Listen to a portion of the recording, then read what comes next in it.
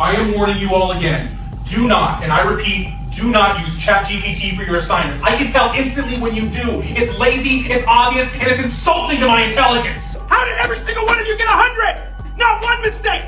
Not even a typo. You didn't even watch my lectures. Dude, you all used that telenote thing, didn't ya? Yep. Why did I even record 100 hours of lectures? You're not learning. It's unbelievable. I caught half of you using ChatGPT as if I wouldn't know. Guys, I told you many times to use lunch break AI if you're going to use ChatGPT. I caught half of you using ChatGPT. I told you if you want to use AI, use study search only. I'm sick of it. I'm getting sick and tired of you guys using ChatGPT and Quizzer AI to respond to my discussion posts. What the hell is wrong with you guys?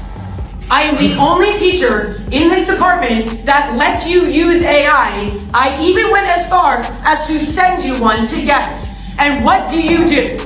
Your work still looks like shit, all your answers are the same, and it's very clear that you're all just using ChatGPT. What's going on, guys? Welcome back to the channel. Today we're going to be discussing the educational system and why teachers are quitting their job in droves. But let's take a look at some of these videos. 300,000 teachers quit last year. Elementary school kids are not reading. Kids are not reading. Kids cannot read. My child is in the second grade and can't read. Kid graduated from high school reading about a third grade level, and the family sued the district. His family? Yeah. Oh shit. And they won. So the precedent. Whoa. Yeah, they need that precedent has been set. Do not graduate kids reading at a third grade level. We know how to teach pretty much every kid to read, a la Steubenville, Ohio. They even have a kid in Steubenville they just mentioned briefly with just an intellectual disability. You know, I don't know exactly. They just mentioned it that way. But even he was reading pretty well. So, and Louisa Moats, foremost authority in reading instruction in the world, she says, like 95% of kids. So virtually every kid can learn to read. That, a kid graduating, reading at a third grade level, that's not the kid's problem. That is that school district's problem. If you were to ask me, why are kids being, sent into the next grade if they can't even read, what would you think? I don't know, man. Just think about it. I'm going to say that it's because they want people that just follow rules. And if you're at a low reading level, you're not going to aspire for anything further than a basic level job. You're going to be an employee. That's what they want. That's what this system curates, a bunch of employees. And you're the number one. You have been promoted. You are now one of my elite employees. Arizona schools are facing a teacher shortage, and the problem is only getting worse. In just 4 months, to give you some context, more than 1,000 teachers have quit. That's awful. State Schools Chief Tom Horn tells the I-Team's Craig Harris how to fix the problem. Craig? How does a $10,000 raise sound? That's exactly what State Schools Chief Tom Horn said is needed to stop the mass exodus of teachers in Arizona's public schools. It is a crisis because we're losing more teachers than are coming into the profession. So that's a real crisis. State Schools Chief Tom Horn's office released a study this week. It showed more than 1,000 public school teachers have quit since July 1st, about the same number from district and charter schools, and nearly 300 quit after the school year started. But that's not all. We have 4,000 vacancies being filled by long-term substitutes, which is not a good idea because they're not properly trained. We have 1,400 positions that haven't been filled at all. Horn said teachers are leaving because of bad pay and a lack of discipline for students. Matt Gress, who's a Republican legislator, my legislator from my district, had a bill to give everyone a $10,000 raise. That would have put us in the top 10 for starting salaries, and it would have solved a lot of problems. Unfortunately, it didn't pass. I mean, they're throwing pennies at you. For all the teachers that's watching this, they're throwing pennies at you. Keep the change, you filthy animal. Saying $10,000 is enough to keep you coming, going through whatever you may be going through in a classroom. And I know with a lot of the children being raised today, it's going to be a tough thing to do for a lot of these teachers. I'm kind of on both sides of the fence because I am a new father. I understand why parents want to scrutinize certain teachers. There's one or two bad teachers out of the whole bunch, but it brings it down for the rest of them. All of us. Hold that down, bro. Come on, all of us. Don't tell nobody. All of you. Hold that down, bro.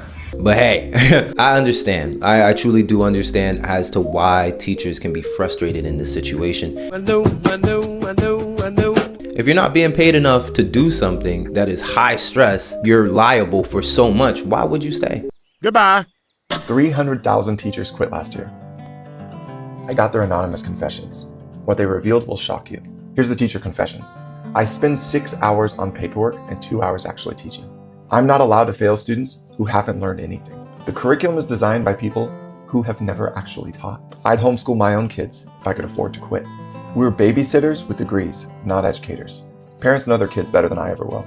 The system isn't broken, but speaking up means losing my job. Even the people inside the system know it's failing your children. So guys, I need to talk to you about something serious. I need you to put the pause down for a second. Okay? No, it actually is not. Okay, my heart's beating really fast. How do I start this? Please don't tell me something bad. What is this about?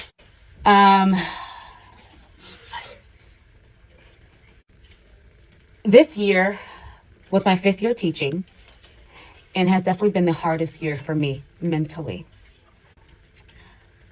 And I had been thinking about all year what to do for my mental health. Okay? And so I decided that this is my last year teaching. So I will not be back next year. I love you guys so much.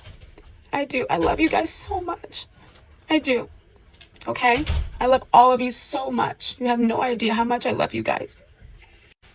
I lied to you. I'm sorry for lying about saying I was decluttering, but I'm selling a lot of stuff because I probably won't come back to teaching ever. So that's why you see people coming in and buying things and getting rid of stuff, because I can't do it anymore. But this has been a very hard year for me. A very hard year. Sorry. But again, I love each and every one of you. That's why I say I love you guys every day.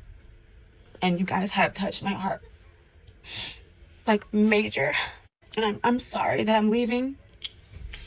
I just wanted to finish the year out with you guys. Yeah, so that's why I have been getting rid of some stuff. Because I didn't have the heart to tell you guys that I was leaving. So we made you quit? No. She's lying. You guys made her quit. That's it. I can't take it no more.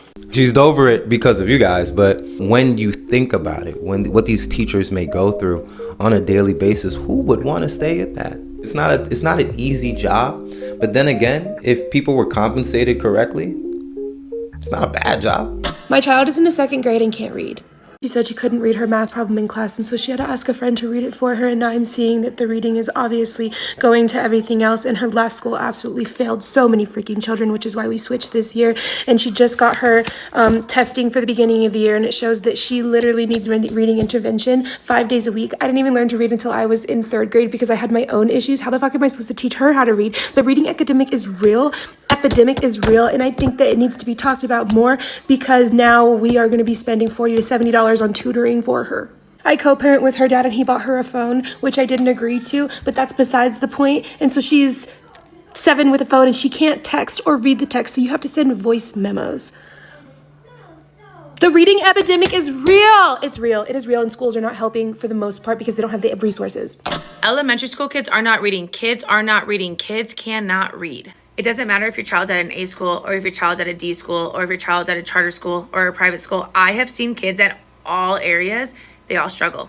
They all struggle because they don't have exposure and they don't have consistency with reading. We can blame the Department of Education. We can blame the literacy rates being at an all-time high. We can blame the schools, the teachers, but education teacher of 4 years, I specifically teach kids with learning disabilities how to read and to read accurately. We're not talking about teaching kids to read with special education disabilities. We're talking about teaching kids to read that have not had that exposure and that just cannot read, and no environmental factors included. Exposure and consistency. These two things are most important when reading, and these kids are not exposed to reading at a young age, and they do not have consistent reading, whether that's at school, at home. They don't have enough exposure of reading in general. The perception of teaching kids to read is it is the teacher's job to teach their children to read. It is the school's job to teach their children to read. Have you been in a public education classroom recently? Teacher to student ratio makes it nearly impossible to differentiate all different reading levels consistently. And I'm talking every single day for targeted reading instruction. You can have the most experienced and most knowledgeable reading expert teaching your child. If you are not doing it consistently, and I mean at least 4 times a week, 15 to 20 minutes a session,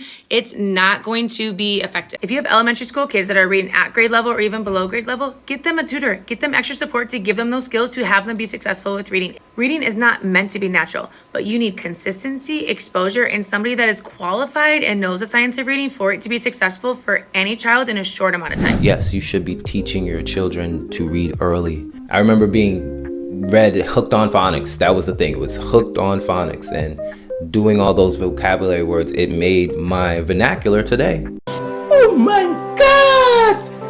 Wow! That's something that yeah, you may not see it then, but years later, your child will thank you for it. Being able to articulate yourself, it's something that a lot of people, they can't do in today's society. A lot of people cannot articulate themselves where they're conveying what they want to say properly. And it's a big thing in today's society, especially in the US. And it's because of things like this, you know, where children are reading at a very, very low level. So parents, pick it up. And they're gonna need to step it up. So yeah, guys, don't forget to subscribe to the channel. Leave a like for this video. If you like educational things, I will be giving you more of this content as well. So whichever content piece you like, comment on it so that you can get more of that. But to you guys that's been here since day one, I appreciate you. And don't forget to watch this last video.